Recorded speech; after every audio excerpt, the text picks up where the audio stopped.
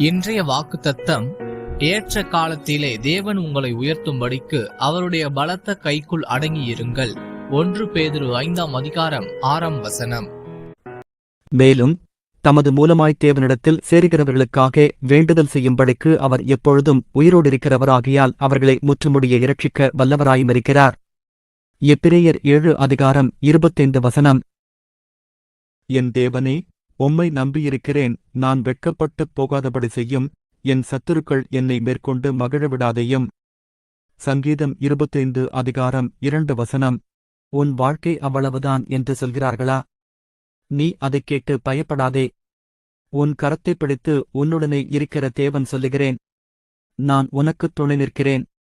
இவர்களுக்கு முன்னர் நீ தாழ்த்தப்பட்டாயோ, அவர்கள் முன்பாக நீ உயர்த்தப்படுவாய்.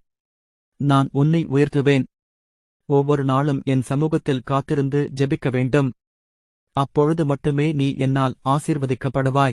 வழியில் உன்னை காக்கிறதற்கும் நான் ஆயத்தம் பண்ணின ஸ்தானத்துக்கு உன்னை கொண்டு போய்ச் சேர்க்கிறதற்கும் இதோ நான் ஒரு தூதனை உனக்கு முபினே அனுப்புகிறேன்.